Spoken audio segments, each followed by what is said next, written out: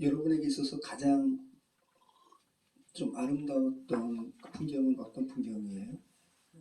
경치가 될 수도 있겠고, 여러분이 내적으로 가장 이렇게 안식과 그런 정말 돌아보고 싶은 풍경은 어떤 풍경이에요? 아무래도 본인들의 그 고향 아닐까 싶어요, 그죠?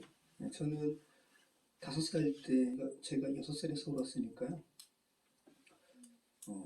5살 밑에 아기 때 제가 이렇게 언뜻 잠에서 깼는데 저희 어머니가 그러니까 약간 흐느끼시면서 저희 형 이름도 들리고 저희 누나 이름도 들리고 또 제 이름도 들리는 그 기도 소리에 깼던, 제가 이제 뭐 깨서 막 부채진 않았지만 귀가 열려 있으니까요.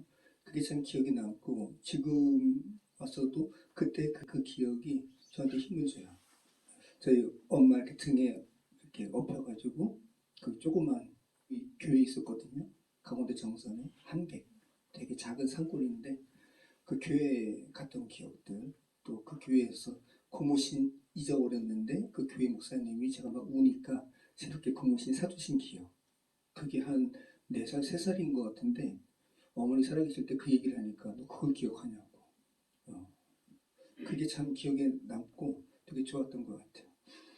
여러분 자신에게 있어서는 어떤 그 풍경, 어릴 적에 생각하면 힘이 나는 풍경이 어떤 것일까? 근데 우리가 이렇게 초등학교 들어가면서부터 바로 왜곡된 언어로 우리가 이렇게 공격을 받고 그로 인해서 그렇게 순진무구했던 그런 시간들이 이렇게 깨어지잖아요. 그죠? 그렇게 되면서 인생을 배운다는 말도 있지만 그러면서 성인이 되고 또 지금 여러분의 연령대가 되었는데 계속 깨어진 그런 언어로 가득한 세상에 우리가 살아갑니다. 오늘 언어에 대한 부분이거든요. 그런 부분들을 생각하시면서 오늘 말씀 나눴으면 좋겠습니다. 지난주 말씀은 요한의 세례만 알았던 불완전한 지식으로 반쪽 복음을 전했던 아볼로를 브리스길라와 아굴라가 하나님의 독, 호도스라는 겁니다. 하나님의 사고방식, 하나님의 길을 정확하게 풀어 가르쳤어요. 그래서 아굴로가 십자가 복음을 정확하게 알게 되었고, 그리고 아가야 지방의 고린도 교회로 가가지고 유대인들과 회당에서 이렇게 주의 복음을 증거하는 거죠. 그러면서 뭐라고 표현했어요? 아볼로의 말이 유대인들을 이김이었더라. 이겼다고. 복음으로 이겼다라는 말이 뭐냐면 철저하게 입증시키다라는 말이에요. 납득시키다라는 말이에요. 아볼로가 불완전한 톱니바퀴에서 완전한 톱니바퀴로 이렇게 회복이 되자 주의 십자가의 복음을 정확하게 설명해가지고 그 유대 율법주의자들을 완벽하게 이해시켰습니다. 하나님의 역사였습니다.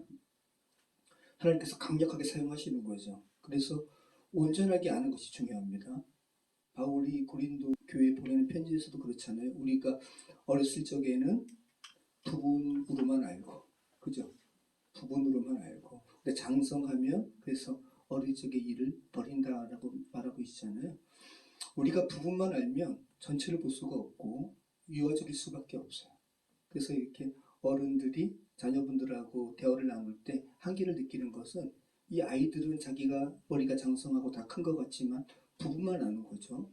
우리가 물론 다 알지는 못하지만 그 어린아이에 비해서는 더 많이 알고 이런 부분이 있는 거죠. 부분만 알면 전체를 볼 수 없고 유아적일 수밖에 없고요. 그리고 우리 대한민국은 지금 유아적이고 유치한 권력자를 뽑은 대가를 처절하게 지금 치르고 있습니다. 정말 유아적이고 유치한 한 권력자를 뽑았을 때 한나라의 운명이 어떻게 되는지 우리는 지금 비싼 대가를 치르고 지금 배우고 있습니다.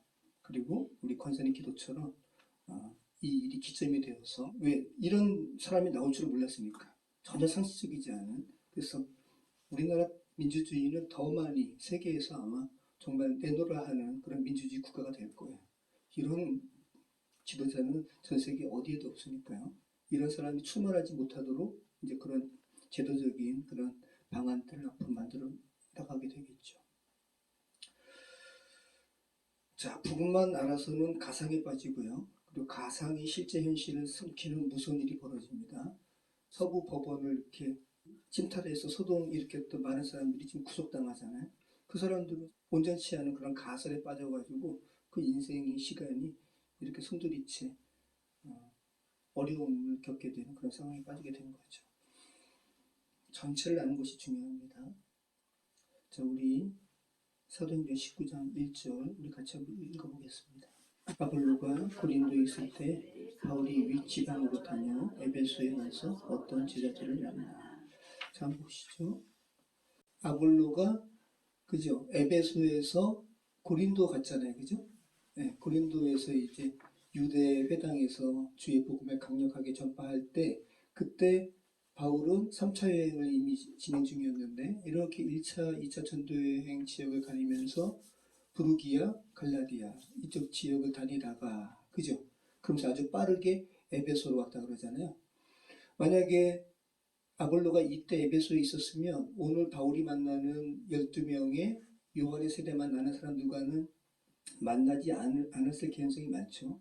왜냐하면 아볼로가 같은 세례 요한의 그 세례만 알았던 사람들에게 주의 복음을 가르쳤을 가능성이 많아요. 근데 이때 마침 아볼로는 고린도에 있었고 네, 바울은 이렇게 전도여행하다가 이제 에베소로 이제 간 겁니다.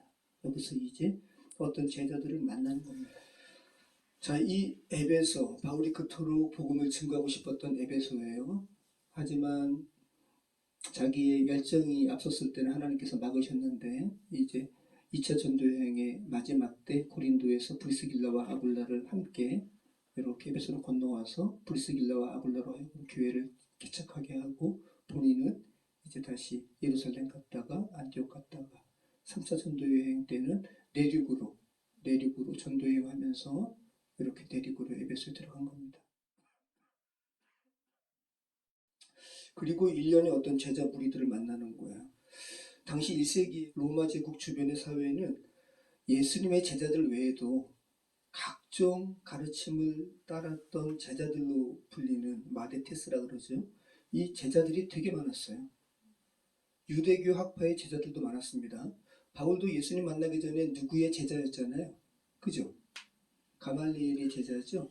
이 가말리엘이 누구냐면 힐렐의 손자거든요. 그래서 당시 유대교 학파는 두 가지 학파가 있었는데 그 율법 해석에서 조금 더 유연성을 취한 학파가 힐렐 학파예요. 그리고 아주 강경하게 율법 준수를 아주 엄격하게 지키는 학파가 샴마이 학파. 그러니까 힐렐 학파의 제자들도 있었고 샴마이 학파의 제자들도 있었어요. 그런데 바울은 힐렐의 손자 가말리엘의 문화니까 누구의 제자겠어요? 힐렐 학파의 제자들이었죠. 그죠? 그 중에 한 명이었는데 바울이 다메섹 도상에서 예수님 만나서 이제 예수님의 제자가 된 겁니다. 자, 이렇게 유대교의 제자들도 있었고 또 SNF파의 제자들 그걸 살펴봤죠. 그리고 또 세례 요한을 따르는 제자들도 있었고요. 오늘 우리가 만나는 제자들이 세례 요한을 따르는 그런 제자들인 것 같죠. 그리고 아테네의 여러 학파들의 제자들도 있었습니다. 스토아 학파, 에피쿠로스 학파. 또 로마의 밀교라 그러죠. 네, 미트라 교의 제자들이 있었어요. 아주 비밀스러운 입교 의식이 행해졌던 이 밀교 이런 제자들도 있었고 이집트 기원의 이시스교의 제자들도 있었고 여기는 아주 신비 의식이 이렇게 횡행했다 그래요. 동방에서는 조로아스터교, 배화교라고 그러죠. 불을 숭상하는 이 조로아스터교를 따르는 제자들도 있었고 또 당시 1세기 때는 실크로드를 따라서 인도에서 불교, 석가모니의 가르침을 또 따랐던 제자들도 실크로드를 따라서 또 이쪽 지역에 온 제자들도 있었다 그래요. 그럼 여러분 한번 생각해 보시기 바래요. 자, 율법의 매임에서 탈출한 이 유대교 외에는 나머지 종교는 다 뭐냐 하면 자기 자신에서 구원을 찾는 거예요. 그러니까 내 안에 구원을 향한 가능성이 내 안에 있다고 여기는 그런 가르침의 제자들인 거예요. 근데 그리스도교는요. 내 밖의 구원인 거예요. 그래서 계속해서 우리 기독교의 구원의 그림과 타종교에서 말하는 구원의 그림이 어떻게 다른가 여러분이 분명하게 생각을 하실 필요가 있는 거예요. 우리는 물에 빠졌어요. 그래서 물에 빠져 죽을 수밖에 없는 우리를 외부에서 던져진 밧줄을 잡고 우리가 구원받는 거잖아요. 이게 타력 구원인 거죠. 그런데 나머지 종교들은 다 외부에서 던져진 밧줄 필요 없어요. 자기가 자기 안에서 밧줄 만들어가지고 잡고 올라가는 게 이게 자력 구원이거든요. 아주 큰 차이고 또 이것은 사단의 속삭임이고요. 그죠? 창세기 3장에서 야 이거 먹으면 너희가 하나님 될 줄을 하나님이 아셔. 자기가 하나님 된다는 건 뭐예요?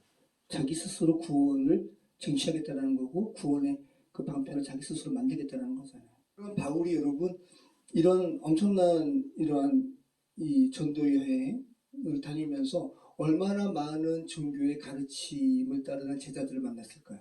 그죠? 네, 우리 그거 생각해 볼 필요가 있는 거예요. 얼마나 많은 논쟁을 했을까요? 네. 그러다가 그래서 이제 어떤 사람들을 만나면 저 사람들 무슨 제자들 무리인가 보다 하면서 이런저런 이야기 나누다가 또 복음 증거하기도 하고 그랬겠죠. 그러다가 에베소에 와서 12명 가량의 어떤 제자들 그룹을 만나는 겁니다. 그리고 대화를 나누는데 대화 듣다 보니까 좀 이상해요. 2절 3절 말씀 같이 한번 읽어보겠습니다. 같이 읽겠습니다. 이르되 너희가 믿을 때에 성령을 받았느냐? 이르되 아니라 우리는 성령이 계심도 듣지 못하느니라. 바울이 이르되 그러면 너희가 무슨 세례를 받았느냐? 대답하되 요한의 세례니라. 네, 지금 바울이 말하는 바를 잘 보시기 바래요. 지금 바울이 최종적으로 너희가 그러면 무슨 세례를 받았니?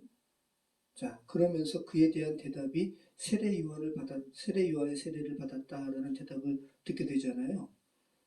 자, 이런 대답을 듣게 된 이유가 뭐예요?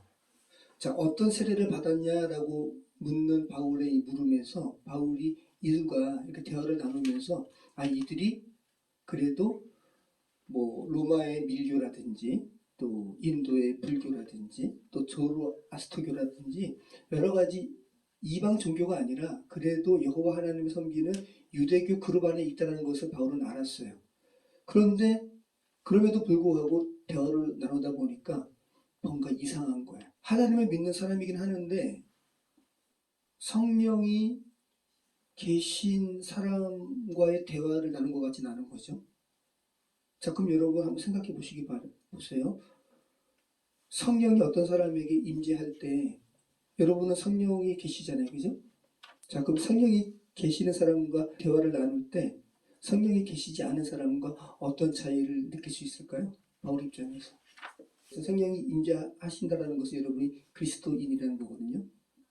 예수를 믿지 않으면 성령께서 임하지 않으세요. 네.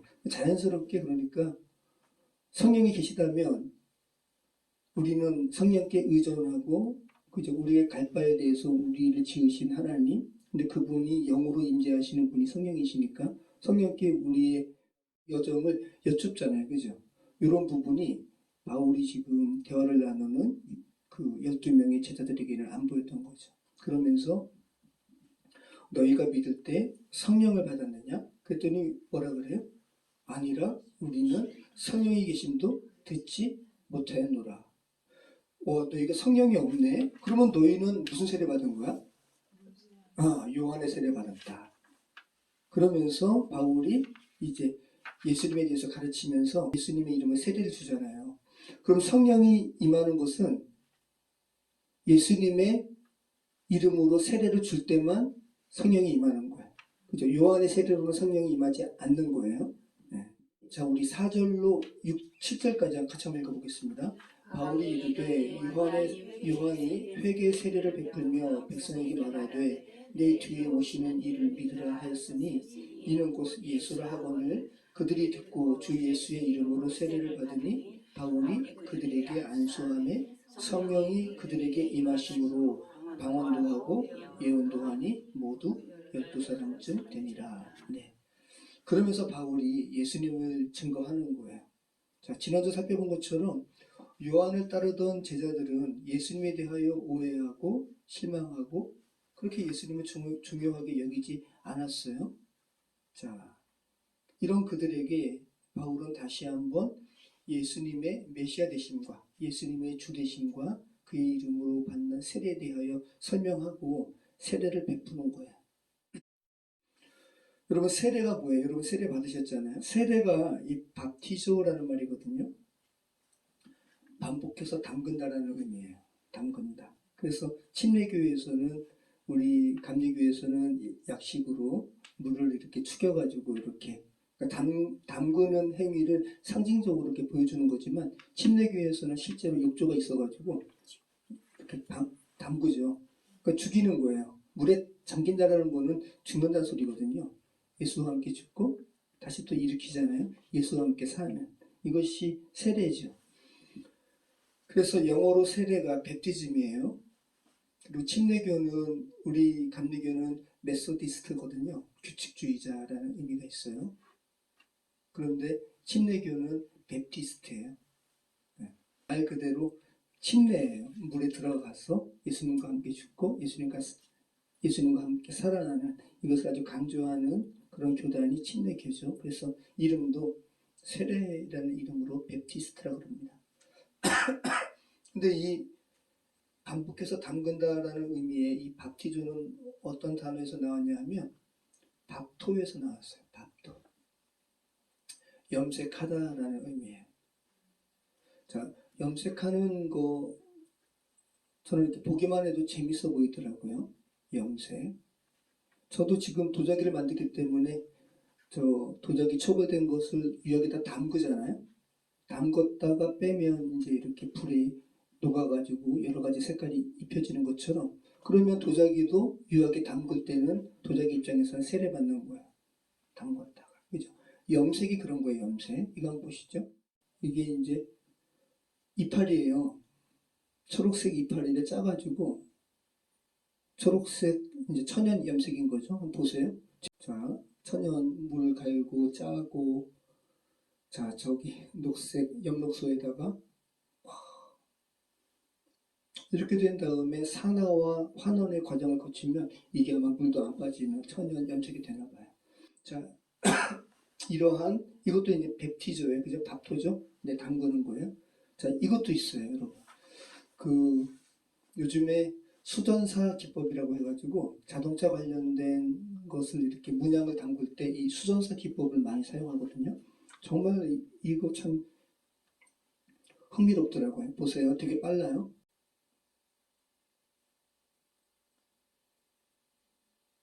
와, 신기하죠? 이게 수전사 기법이에요. 필름을 물에 녹여가지고 이 물에 떠 있는 상태에서 자동차 관련된 이런 부품을 넣었다 빼면 이 표면에 그냥 입혀지는 거예요. 이것도 침례죠. 그죠? 이것도 밥토예요, 밥토. 자, 그러면 여러분, 자, 그럼 조금 아까 우리가 봤던 천을 완전히 담궈가지고 천의 내부까지 완전히 염색이 된 그 천연 염색 기법과 이거는 지금 표면만 이렇게 탁 장사로 입혀지는 거잖아요.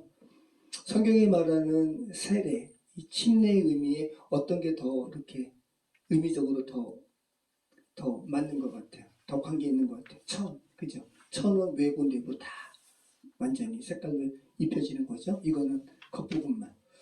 자, 그럼 여러분이 세례를 받으셨는데 여러분의 속사람은 예수님과 전혀 관계가 없고 물리적인 세례만 받은 거라면 여러분의 세례는 수전사 세례에 가깝죠.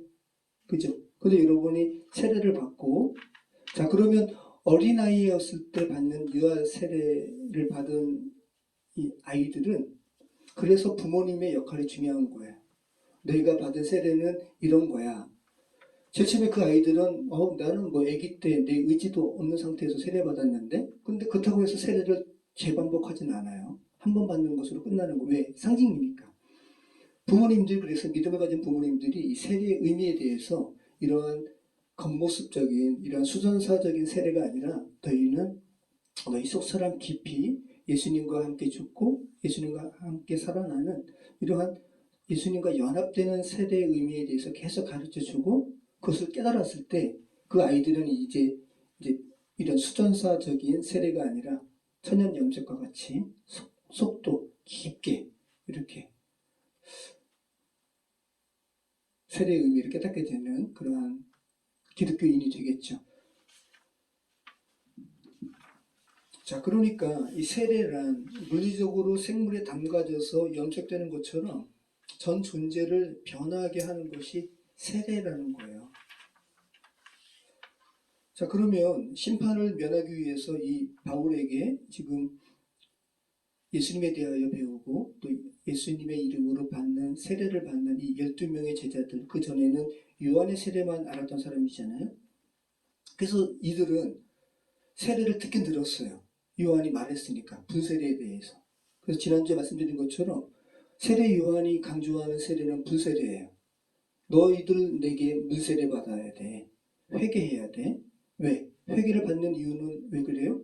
다가올 심판에서 너희가 구원받으려면 회개해야 돼. 물세례 베풀거든요. 그리고 이제 세례 요한이 물세례를 베풀기 위해서 강조하는 것은 분세례잖아요. 내 뒤에 오시는 이는 불로 너희를 세례를 베푼다. 그죠?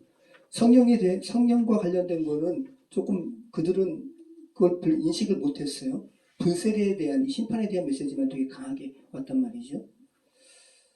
자, 바울이 이해하고 또 바울이 가르치는 예수님의 이름으로 받는 세례에 대해서 우리는 조금 알 필요가 있습니다. 자, 먼저 예수님의 이름으로 받는 세례는 예수님께 속함받는, 그러니까 뭐 속죄의 의미가 아니에요. 예수에게 속하게 되는 세례의 의미예요. 그러니까 예수 속으로 함몰되는 세례예요. 함몰은 뭐예요? 다 빠져드는 거 아니에요, 그죠?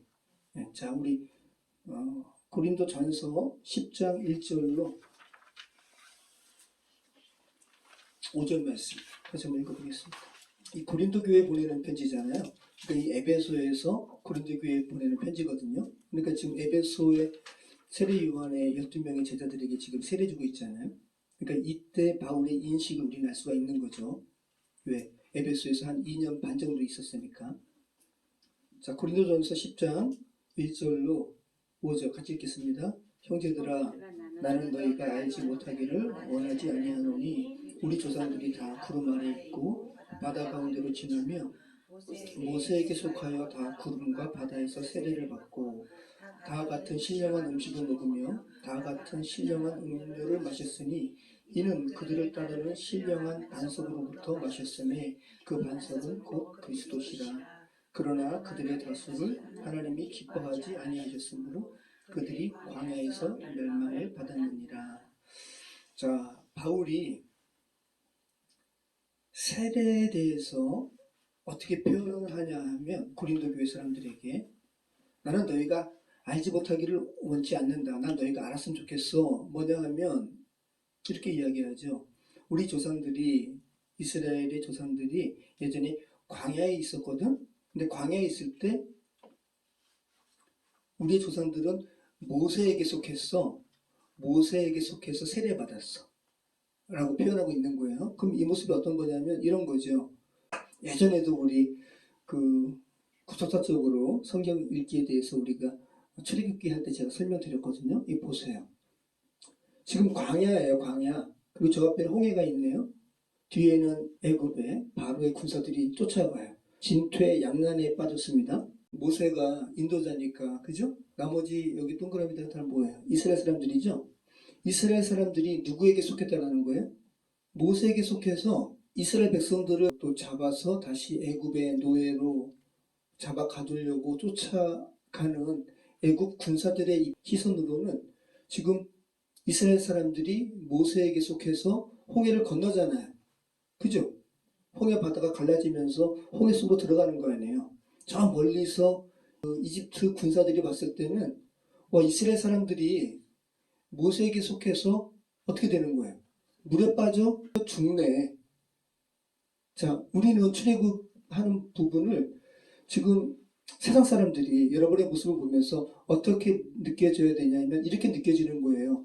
저 사람들이 내가 아는 전 아무개가 그리스도에게 속해서 죽네. 네. 근데 이제 천국 입장, 이게 이제 하나의 패턴이니까, 하나의 상징이니까 가나안 땅의 입장에서는 지금 이렇게 홍해길이 바닷길이 열리고 모세라는 사람이 먼저 나오고 죽었던 이 바닷물에서 모세에게 속한 사람들이 살아 나오는 거 아니에요. 그죠? 이 부활인 거죠. 네. 이게 세례인 거예요. 세례를 이렇게 설명한 거예요. 그렇잖아요. 너희가 알지 못하기를 원치 않는다. 우리 조상들이 다 구름 아래 있고 바다 가운데로 지나며 이거 홍해 바다 이야기하는 거잖아요. 모세에게 속하여 다 구름과 바다에서 세례를 받고, 그죠? 네. 모세에게 속해서 죽었다가 모세에게 속해서 다시 살아나오는 거예요.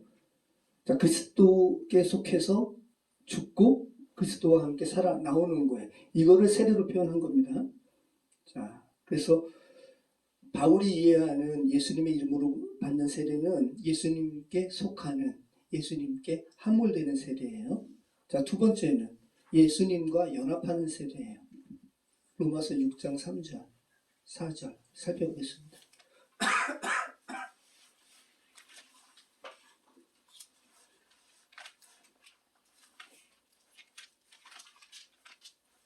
여러분이 이 그림을 분명히 머릿속에 잘 각인을 하셔야 돼요. 여러분이 예수님 안에 있어야지 천국에서 봤을 때 예수님과 함께 부활하시는 거예요. 자, 두 번째는 예수님과 연합하는 세례죠.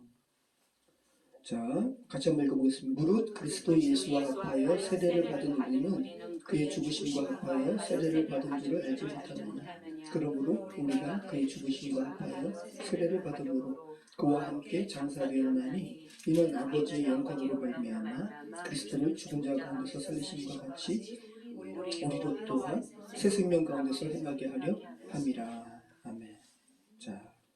자, 그리스도 예수와 합하여 세례를 받은 우리는 그의 죽으심과 합하여 세례를 받을 줄 알지 못하느냐. 그래서 우리는 예수님과 함께 합하여 연합되어서 세례를 받았다라고 표현하고 있는 거예요. 그래서 그분과 함께 죽고 그리고 다시 살아나는 거예요. 여기서 특별히 장사되었다라고 표현하고 있잖아요. 장사된 지 사흘 만에 그죠? 죽은 자 가운데서 다시 살아나시며, 그래서 장사는 완전히 죽었다는 표현인 거예요. 죽었다가 바로 깨어나는 이런 가사, 임사가 아니라 정말 죽은 거예요. 왜? 죽은 지 3일이 지났으니까. 죽은 지 3일이 지나 냄새가 나나이다. 장사라는 표현은 완전히 죽었다라는 거예요. 저와 여러분은 예수님과 함께 완전히 장사되어야 돼요. 자, 그 다음에 고린도전서 1장 13절로 17절입니다. 그리스도께서 어찌 나누었느냐. 바울이 너희를 위하여 십자가에 못 박혔으며 바울의 이름으로 너희가 세례를 받았느냐. 나는 그리스도와 가요 외에는 너희 중 아무에게도 내가 세례를 베풀지 아니한 것을 감사하노니 이는 아무도 나의 이름으로 세례를 받았다 말하지 못하게 하려 함이라. 내가 또한 스데바나 집사람에게 세례를 베풀었고 그 외에는 다른 누구에게 세례를 베풀었는지 알지 못하노라. 그리스도께서 나를 보내시면 세례를 베풀게 하려 하심이 아니요 오직 복음을 전하게 하려 하심이로되 말의 지혜로 하지 아니함은 그리스도의 십자가가 헛되지 않게 하려 함이라. 자, 지금 바울이 고린도 교회에 보내는 오늘 우리가 읽은 고린도전서 1장 13절로 17절 말씀은 어떤 거예요? 자, 고린도 교회 사람들은 바울에게 세례받았으면, 여러분이 만약에 바울에게 세례받았다고 생각을 해보세요. 영광스럽겠죠. 그죠? 난 바울에게 세례받았어. 지금도 그 이름난 목사님에게 세례받았다라는 거 나름대로 자랑스럽게 이야기하잖아요. 그런데 이건 엄밀히 말하면 말이 안 된다는 거예요. 바울이 이렇게 이야기하는 거예요. 나는 세례를 되게 조금 베푼 거 난 감사해. 너희는 내게 세례 받은 게 중요한 게 아닌 거라는 거죠. 예수님과 함께 이 세례의 의미를 생각하라는 거예요. 예수님과 함께 죽었고 예수님과 함께 살아난 이 세례의 본질에 대해서 너희가 생각해야지, 왜 나한테 받은 것은 너희가 그렇게 나름대로 뭘 의미를 부여하니? 라고 이야기하는 겁니다. 자, 갈라디아서 3장 27절 같이 읽겠습니다. 누구든지 그리스도와 합하기 위하여 세례를 받은 자는 그리스도로 옷 입었느니라. 자, 그래서 정말로 그리스도 이름으로 세례를 받고 또 여러분 안에 그리스도께서 살아계시는 그리스도와 연합된 자는 뭐라고 지금 바울이 표현하고 있냐 하면 그리스도로 옷 입은 사람이라는 거예요. 그리스도로 옷 입었다는 소리는 신분을 이야기하는 거예요. 그죠? 네. 여러분이 지금 신재훈, 너가 그 잠바 입고 사거리 나가가지고 자동차 막 이렇게 교통신호하면 못 먹을 수도 있어. 뭐 하는 거냐고. 근데 너가 만약에 경찰복을 입고 저기 나가가지고 수신호하면 차들은 쓸 거야. 그죠? 네. 옷 입는다는 것은 신분을 이야기하는 거예요. 골로새서 2장 12절. 골로새서 2장 12절. 너희가 세례로 그리스도와 함께 장사되고 또 죽은 자들 가운데서 그를 일으키신 하나님의 역사를 믿음으로 말미암아 그 안에서 함께 일으키심을 받았느니라. 네. 우리가 어떠한 죄인이더라도 예수 그리스도의 속죄 사역을 온전히 깨닫고 또 그분과 함께 죽고 십자가에 못 박히고 그러한 믿음이 있는 것을 하나님은 아시잖아요. 그럴 때 하나님께서는 예수님과 함께 일으켜 세우신다고요. 이게 세례의 의미입니다. 자, 그래서 물리적으로 누구에게 세례 받는 것이 중요한 것이 아니라 정말 그리스도와 합한 연합된 세례의 의미를 다시 한번 알고 깨닫는 것이 중요하다는 거예요. 그래서 우리가 세례식을 베풀 때 세례갱신이라고 해가지고 세례물을 이렇게 뿌리는, 그래서 이미 세례받은 자들에게 물을 이렇게 튀겨서 이게 세례갱신인 거예요. 다시 세례받지는 않지만 세례갱신 이런 게 필요한 거죠. 그래서 세례의식 때 세례갱신으로 물을 뿌릴 때 여러분은 그 의미를 생각을 하실 필요가 있는 거예요. 자, 이렇게 바울이 예수님의 이름으로 세례를 베푼 결과가 6절에 나오죠. 우리 같이 6절, 7절 읽겠습니다. 바울이 그들에게 안수함에 성령이 그들에게 임하심으로 방언도 하고 예언도 하니 모두 12사람쯤 됩니다. 뭐 12사람쯤이라고 그랬잖아요. 그죠? 너무 이렇게 막 의미적으로 12교회, 12사도 의미 부여할 필요 없고요. 아무튼 1년의 무리가 바울의 이 세례와 또 안수로 말미암아 성령이 임하셨어요. 그래서 오늘 이 본문의 말씀이 사도행전에 나오는 방언의 기사의 마지막이에요. 사도행전에 방언의 기사가 3번 나오거든요. 사도행전 2장에 오순절 성령 강림 사건에 이 방언의 기사가 나오고, 사도행전 10장에 그 베드로가 고넬료 가이사랴 백부장 고넬료에게 세례 베풀 때 또 방언의 기사가 나오고요.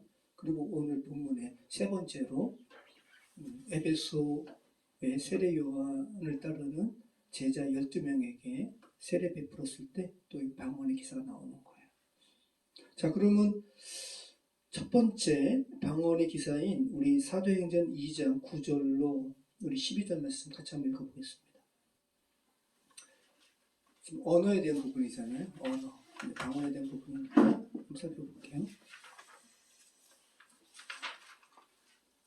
같이 한번 읽어보겠습니다. 우리는 바레인과 메데인과 엘라멘과 또 메소포타미아, 유대와 갑바도기아, 본도와 아시아, 프르기아와 밤갈리아, 애국과 및 구레네 가까운 리비아 여러 지방에 사는 사람들과 로마로부터 온 나그네 곧 유대인과 유대교에 들어온 사람들과 그레데인과 아라비아인들이라 우리가 다 우리의 각 언어로 하나님의 큰 일을 말함을 듣는도다 하고 다 놀라며 당황하여 서로 이르되 이 어찌된 일이냐 하며. 자, 여기에 유대인 디아스포라들 또 이방인이지만 우리가 지난주에 살펴본 것처럼 코이네 헬라어로 말미암아 그죠? 그리고 셉타진트로 말미암아 유대교의 하나님을 경외하게 된 사람들이 이스라엘의 유월절 예배를 드리기 위해서 이렇게 많은, 당시로 보면 전 세계 사람들인 거예요. 당시 사람들이 예루살렘에 왔는데 갑자기 예루살렘 사람들이 자기들 각각의 방언으로 기도하고 막 그러는 거죠. 그런데 그 내용은 또 뭐라고요? 하나님의 큰 일. 네. 하나님께서 오순절 성령 강림 사건으로 말미암아 그 마가의 다락방이라고 표현하죠. 아무튼 거기에 모였던 120 문도들에게 성령을 내리시고 그 성령으로 말미암아 방언을 하게 하셨는데 그 방언의 내용은 하나님의 큰일이에요. 구원의 역사죠. 자, 그럼 여기서 이때 120 문도들의 입에서 나온 언어는 뭘까요? 이렇게 표현하거든요. 그레데인과 아라비아인들이라 우리가 다 우리의 각 언어.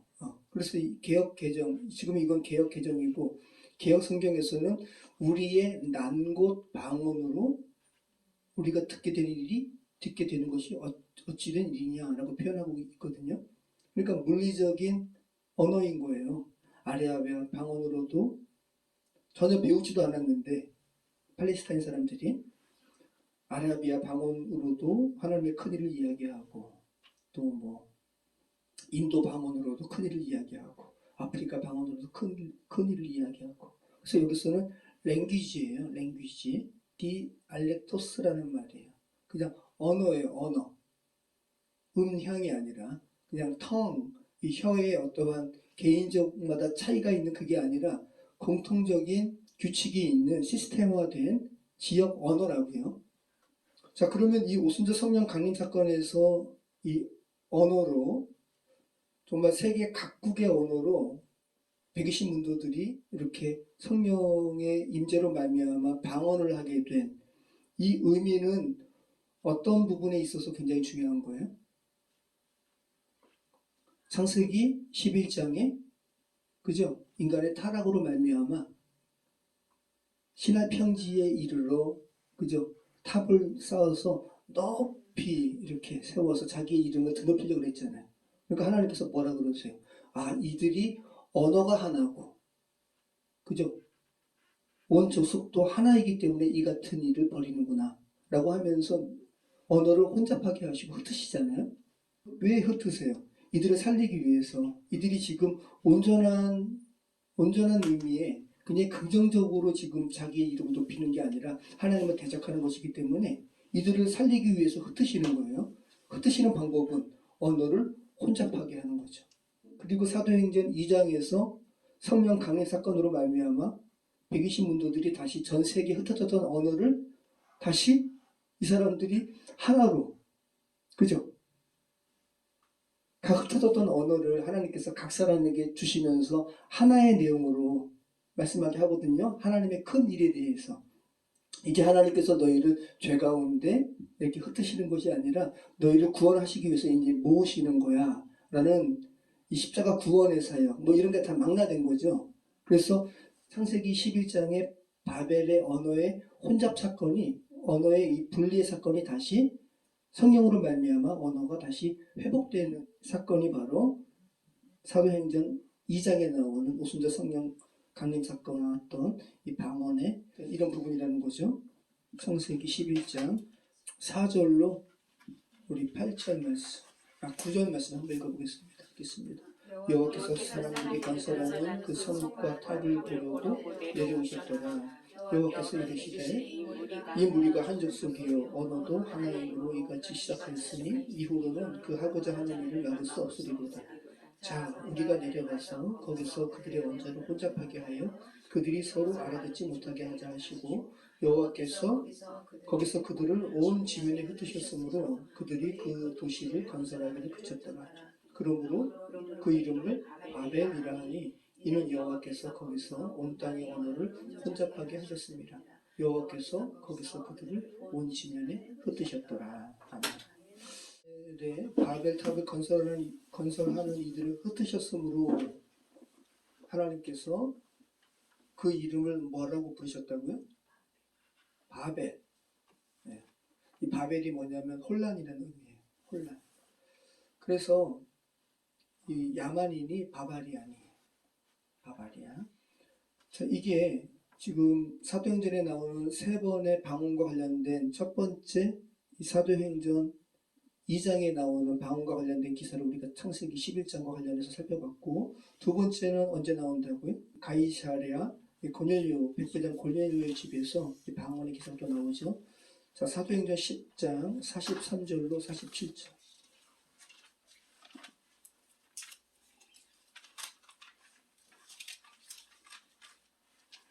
사도행전 10장 43절로 47절. 그에 대하여 모든 선지자도 증언하되 그를 믿는 사람들이 다 그의 이름을 힘입어 죄사함을 받는다 하느니라. 베드로가 이 말을 할 때 성령이 말씀 듣는 모든 사람에게 내려오시니 베드로와 함께 온 할례 받은 신자들이 이방인들에게도 성령 부어 주심으로 말미암아 놀라니 이는 방언을 말하며 하나님의 높임을 들음이로라.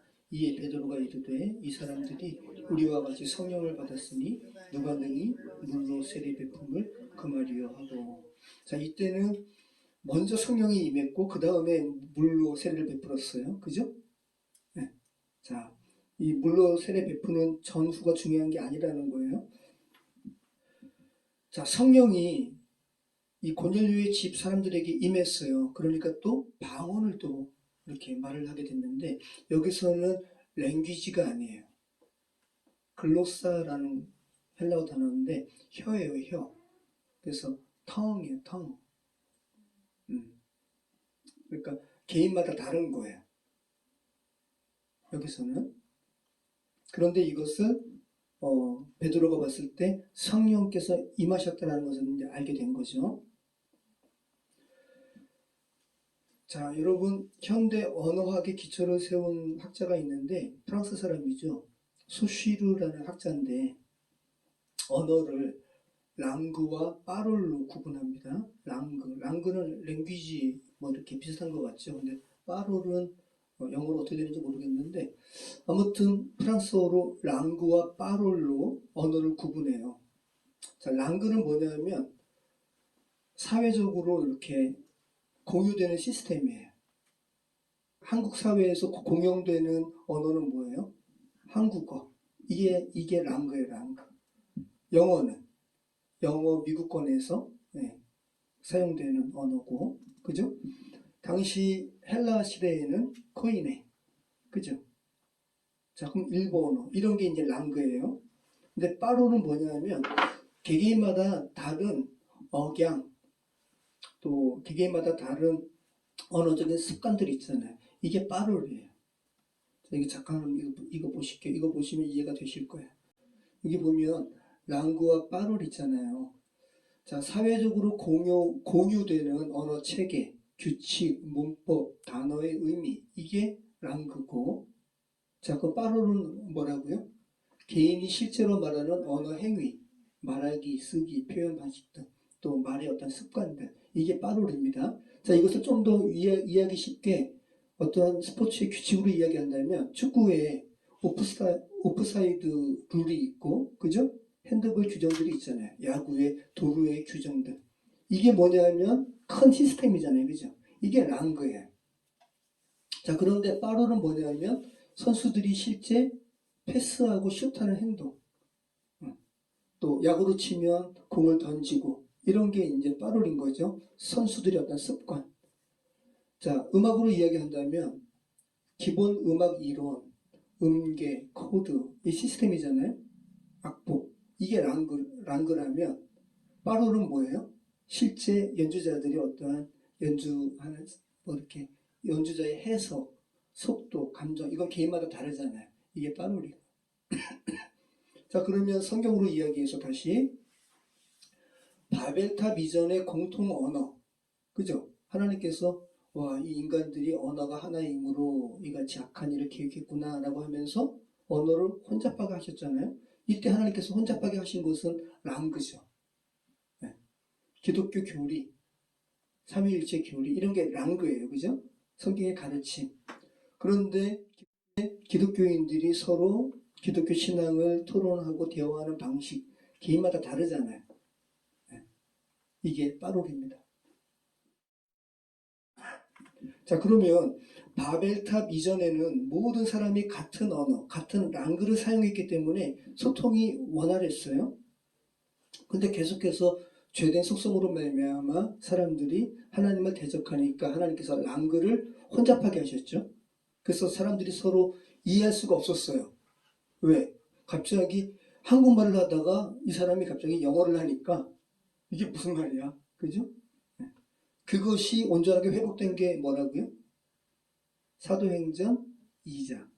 랑그를 회복시킨 거죠. 그래서 사도행전 2장의 성령 강림 사건으로 인해서 초자연적인 성령의 역사로 말미암아 디아스포라들이 흩어졌던 랑그를 다시 이제 유대인들, 팔레스타인의 유대인들이 말하게 된 것을 보고 6월절 예배를 드리기 위해서 각 나라에서 모였던 디아스포라들 또 이방인 경건한 사람들이 주의 복음을 듣고 다시 각 나라로 돌아가서 교회를 세운 거예요. 바울의 이 사도행전 역사 이래로 이렇게 서쪽으로 가서 영국 또 이렇게 다시 청교도로 인해서 미국 그죠? 그러면서 이제 아시아까지 이렇게 복음이 전파가 된 겁니다. 무려 2000년이 걸린 겁니다. 자, 그러면 여러분 연상할 수 있어요. 바벨탑에서 막 한창 이렇게 바벨탑을 짓다가 갑자기 랑그가 혼잡해져가지고 소통이 안 될 때 그 바벨탑을 짓는 광경을 한번 생각해 보시길 바래요. 막 엄청났을 거예요, 그죠? 그러다가 이제 건설을 이렇게 하는 걸 멈추는 거죠. 자, 그러면 창세기 11장의 이 바벨의 풍경은 어때요? 결코 좋은 풍경이 아니죠. 근데 그 의미에서 본다면 사도행전 오순절 마가의 다락방에서 120문도에게 성령이 임하고 각 사람이 이렇게 각 나라 또 그 옆에는 많은 디아스포라들이 이 광경을 쳐다보고 하나님의 큰일에 대해서 감격하고 예배하고 전혀 상반된 풍경이죠. 그걸 생각해 보시기 바랍니다. 그러면 여러분 사도행전 2장에 오순절 여러 나라의 난국 방언으로 들렸던 것은 랭그로서의 방언의 역사였고 사도행전 10장 고넬료 집에서 발생했던 이 방언과 오늘 본문 에베소의 세례 요한의 세례만 알았던 12명의 제자들에게 임했던 방언은 빠루예요. 빠루. 원어도 달라요. 글로사예요. 글로사. 사도행전 10장과 오늘 본문의 이 방언은 글로사라는 혀예요. 혀. 자, 그런데 아무튼 공통적인 건 뭐예요? 그런데 사도행전 2장의 랑그로스의 이 방언이나 또 사도행전 10장과 19장의 이 빠룰로스의 방언의 역사의 공통점은 뭐예요? 성령의 역사로 말미암았다는 거. 성령의 역사로. 여러분 랑그만 다르다고 이해 못하는 것이 아니라 랑그는 같은데 빠룰이 다르면 이해를 못해요. 여러분 언어가 같다고 다 이해해요? 여러분 가족에서 부부싸움 하시는 거 보세요. 뭐 여러분 배우자가 영어로 여러분 한국어로 부부싸움 한 게 아니잖아요. 예를 들어 이런 겁니다. 이번에 헌법재판관이 9명이 완전체잖아요. 그런데 6명이었단 말이죠. 그러다가 최권한대행이 국회 임명 몫인 3명 추천을 다 그대로 임명하면 되는데 아마 법적인 대가를 치러야 될 거예요. 2명만 임명했어요. 그러다가 이번에 헌법재판관 전원이 이거는 불법이라고 3명 다 임명하는 것이 맞다고 이야기한 거예요. 근데 지금 대통령 탄핵 관련된 이 변론이 다 끝났잖아요. 근데 지금 와서 새롭게 1명이 더 이렇게 추가가 돼서 9명이 되게 되면 원래는 어떤 절차를 밟아야 되냐 하면 1명은 지금까지 그 재판에 참여를 안 했잖아요. 그럼 지금까지 그 엄청났던 10번의 변론 기일에서 각각 말했던 것을 다 들어야 돼요. 원래는. 그래서 예전에는 어떻게 했냐면 녹취를 했잖아요. 그래서 이것을 1.5배속으로 빠르게 해가지고 듣게 해달라는 거예요. 그런데 윤 아무개 정권에서 새롭게 대법원장을 또 이렇게 뽑았는데 이 사람이 또 이것도 바꿨어요. 신속 형사재판 갱신 간소화라는 규정을 통해서 녹취 듣는 것도 이것도 시간이 걸릴 수 있으니까 그냥 간단하게 녹취록은 뭐예요? 녹음된 거를 이렇게 푼 거잖아요. 자, 녹음 파일 청취도 기니까 녹취록 같은 활자된 요지를 보고 간단히 끝낼 수 있도록 개정을 했어요. 근데 이게 이제 정치적으로는 야당 대표를 겨냥한 거라는 거예요. 빨리 재판 걸어가지고 대통령 후보로서의 자격을 박탈하는 이 재판을 신속하게 하기 위한 꼼수라는 거죠. 근데 이것이 결국은 자기 발등을 찍은 거예요. 만약에 마은혁 재판관 임명해가지고 예전 같았으면 이거 다 지금 10번의 변론 이거 다 확인하고 하려면 시간이 10일 이상 걸리는 건데 이제는 아주 간단하게 할 수 있게 된 거죠. 아무튼 이거는 이제 차치하고, 자 그럼 여러분 보세요. 자 음향으로 들리는 이 소리를 빠룰이죠. 빠룰. 이 소리를 여러분 녹취를 했을 때 활자가 됐을 때 의미가 똑같을까요? 다르죠. 왜냐하면 이 재판하는 거잖아요. 재판하는 데 있어서 어떤 증인이 예를 들어서 잘났네, 그죠? 자, 잘났네, 이건 다르죠.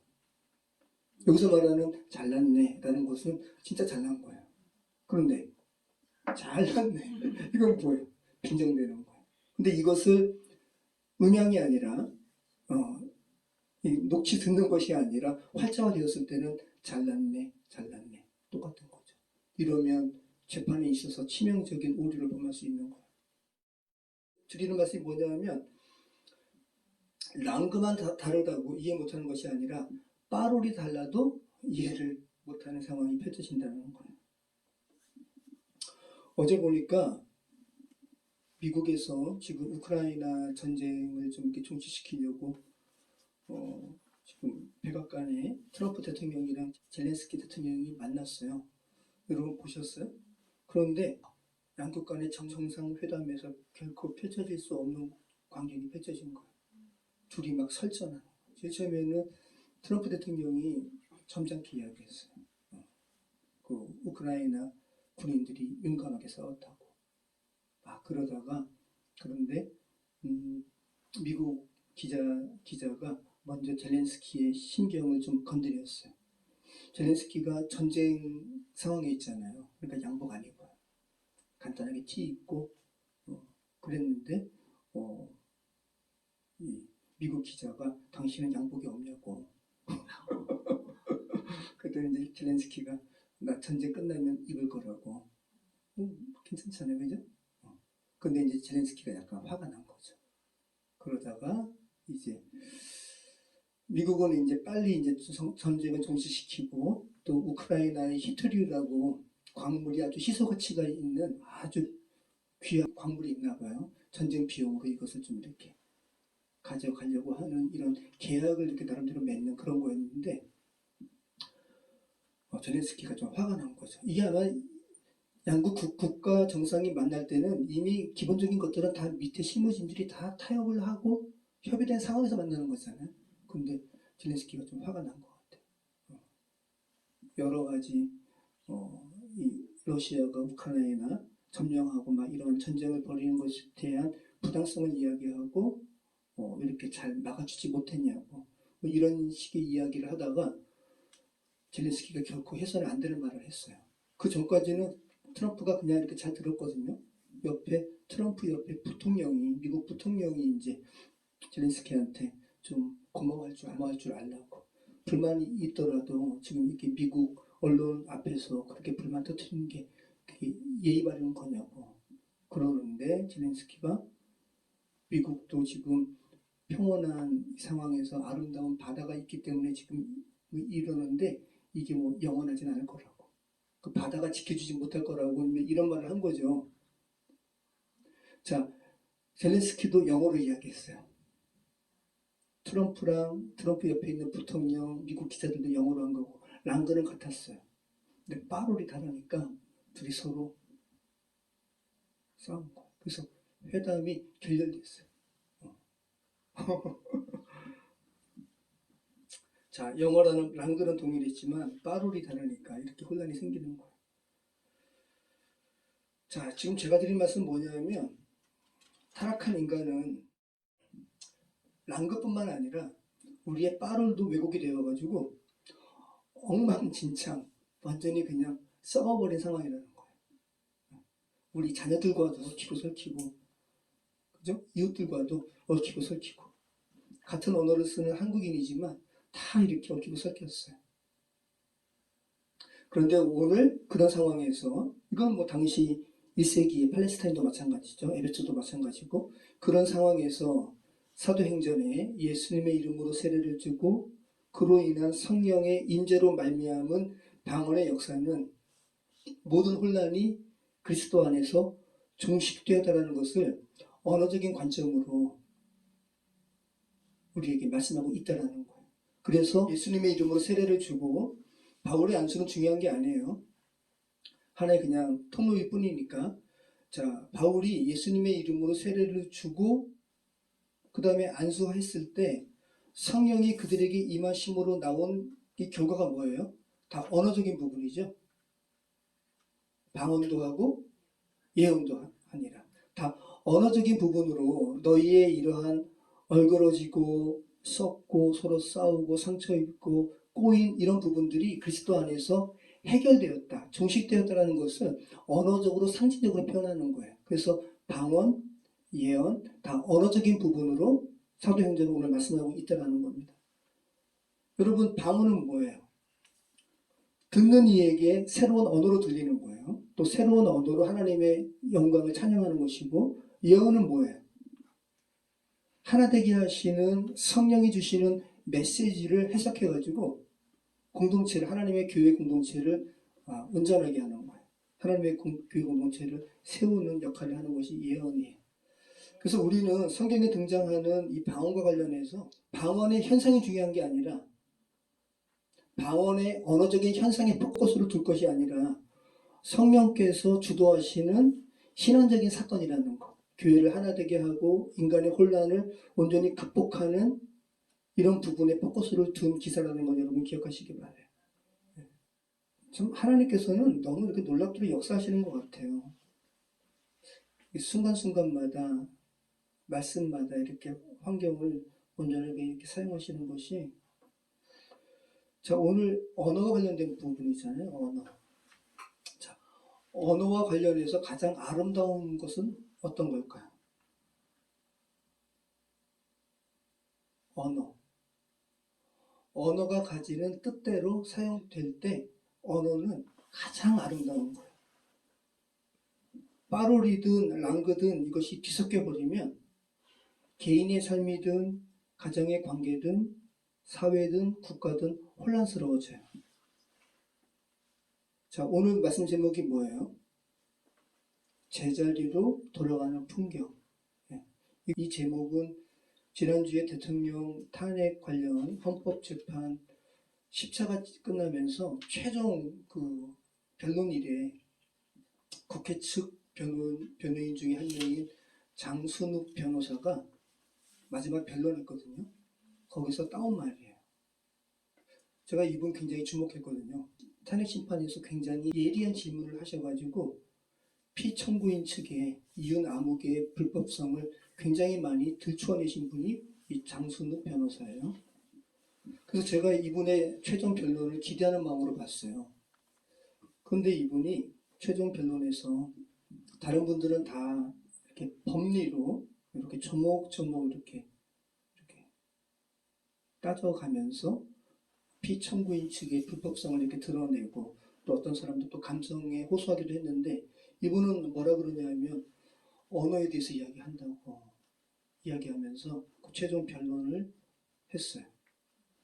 윤 아무개가 오염시킨 헌법의 말에 대해서 자기가 이야기하겠다고 하면서 최종 변론을 한 거예요. 여러분 혹시 들어보셨어요? 관심 있으면 한번 들어보세요. 되게 감동적이에요. 자, 우리가 윤 아무개가 대통령이 된 다음에 스트레스 받았잖아요. 뭘로 스트레스 받았어요? 그 사람의 말 때문에. 말과 행위가 전혀 일치하지 않은 것에 스트레스 받았어요. 정의를 그렇게 많이 외치는데 전혀 정의롭지 않고 그저 공정을 그렇게 외쳤잖아요. 전혀 공정하지 않고 상식적이지 않고 이것 때문에 우리가 스트레스 받았단 말이죠. 그런데 우리만 스트레스 받은 게 아니라 이분도 엄청 스트레스 받은 거예요. 얼마나 많은 사람들이 이 사람의 말도 안 되는 궤변을 들이면서 소가리를 했는지, 와, 이분이 차분하게 말씀하시는 그 모습을 들으면서 와, 근데 이분에 대해서 이분이 이제 서울대 법대 나왔는데 서울대 법대 2년 후배인 최강호 변호사가 이분에 대해서 이야기하시는 거예요. 이분은 원래 그랬다고 학교에서도 그렇게 넉넉치 않은 그 하여튼 학비인데도 전축을 좋은 거 이렇게 사가지고 음악 들으면서 그 법대 학생인데 굉장히 낭만적이고 그런 분이라는 거예요. 근데 그런 분이 말도 안 되는 궤변을 일삼는 그걸 하니까 이분도 엄청나게 소갈이 한 거죠. 그러면서 마지막 변론은 그 이야기 하는 거예요. 자, 이분이 뭐라 그러냐면 말은 같은 말을 사용하는 언어 공동체 구성원들이 서로 소통하는 수단이자 생각을 담는 그릇이라고 표현하는 겁니다.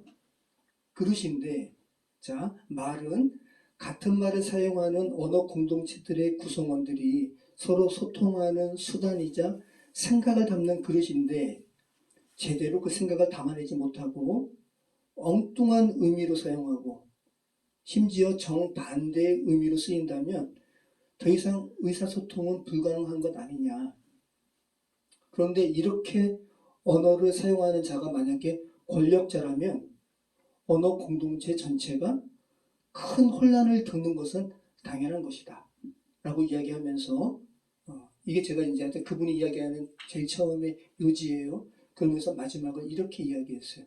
제가 읽어드릴 텐데 한번 보세요. 이게 마지막이에요. 피청구인은 자유민주주의를 무너뜨리는 운동을 하면서 자유민주주의의 수호를 말했습니다. 네. 자유민주주의를 무너뜨리는 행동을 하면서 입으로는 자유민주주의 수호를 말했다는 거예요. 헌법을 파괴하는 순간에도 헌법 수호를 말했습니다. 계엄을 선포하면서 그죠? 정상적으로 그 계엄의 행위는 헌법을 파괴하는 행위였거든요. 이것은 아름다운 헌법의 말, 헌법의 풍경을 오염시킨 것입니다. 제가 좋아하는 노래 가사에 이런 구절이 있습니다. 세상 풍경 중에서 제일 아름다운 풍경, 모든 것들이 제자리로 돌아가는 풍경. 이 노랫말처럼 모든 것들이 제자리로 돌아가고 우리도 하루빨리 평온한 일상으로 돌아갈 수 있기를 소망합니다. 저는 그 첫 단추가 권력자가 오염시킨 헌법의 말들을 그 말들이 가지는 원래의 숭고한 의미로 돌려놓는 데서 시작되어야 한다고 믿습니다. 그죠? 윤아무개가 말을 형용했거든요. 말의 가치를 떨어뜨려 버렸어요. 다시 그 가치를 돌려놔야죠. 국민과 함께 이 사건 탄핵 결정문에서 피청구인이 오염시킨 헌법의 말과 헌법의 풍경이 제자리를 찾는 모습을 꼭 보고 싶습니다. 저는 하나님의 섭리 가운데 정말 2년 반 동안 윤아무개가 완전히 엉망으로 만들어버린 이 말에 대해서 제자리로 돌려놔야 된다고 이 장순호 변호사가 아주 강하게 이렇게 말을 하고 있는데 하나님께서 사용하신 것 같아요. 가장 아름다운 풍경은 모든 것들이 제자리로 돌아가는 풍경이라는 거예요. 대통령의 자리는 대통령다운 사람이 대통령답게 국민의 권력을 잠시 위임받아서 성실히 국민의 심부름을 하는 이가 그 자리로 가고 말도 안 되는 자는 내려오고 이게 가장 아름다운 풍경이죠. 지금 우리나라는 국군이 문민 정부의 통제를 받아요. 근데 지금 다시 40년을 거꾸로 지금 이런 사건이 벌어진 건데 문민 정부의 통제를 받는 대한민국의 국군은 다시 국가 안보를 책임지는 국군 본연의 자리로 돌아가고 그죠? 종교를 이익의 수단으로 이용하는 어용 종교인 그죠? 이 사람들은 다시 정치를 종교를 정치적으로 이용하는 것을 포기하는 걸 떠나서 종교인의 신분을 정직히 내려놓는 자리로 가고 또 최근 2년 동안 뒤죽박죽되었던 대한민국의 모든 자리가 본래 자리로 돌아가는 것 이것이 가장 아름다운 풍경이라고 오늘 장순호 변호사는 이야기하는 거예요. 저와 여러분 각 사람도 본래 하나님께서 부여하신 사람의 자리로 돌아가는 것이 가장 아름다운 풍경이라는 겁니다. 여러 가지 왜곡되었던 여러분의 삶에서 다시 하나님께서 여러분 한 사람 한 사람을 다시 주님께서 원하셨던 그 삶의 자리로 돌아가게 하시는 여러분들 기꺼이 하나님의 인도하심 따라서 돌아가게 되는 그런 귀한 일들이 있기를 소망합니다. 같이 기도하겠습니다. 참 좋으신 하나님 감사합니다. 죄된 이 세상을 살아가면서 우리가 원치 않았던 말들을 내뱉고 또 그것으로 인해서 서로 소갈이를 하고 정말 우리 안에 요동치는 이러한 혼란스러운 상황 가운데 저희가 있었음을 고백합니다. 성경 하나님, 이런 상황들이 창세기 3장 이래로 매 순간 인간 사회에 펼쳐왔음을 고백합니다. 아버지 하나님, 모쪼록 2000년 전에 오순절 성령 강림 사건과 또 가이사랴 고넬료 백부장의 집에서 또 에베소에서의 12명의 세례요한의 제자들에게 펼쳐졌던 언어의 온전함으로 회복된 이런 역사가 우리의 삶 가운데도 있기를 소망합니다. 주님, 저희 가운데 역사해 주셔서 언어의 온전함으로 저희를 인도해 주시옵소서. 저희를 언어의 온전함으로 회복해 주시옵소서. 함께 해 주시옵소서. 예수님의 이름으로 기도합니다. 아멘.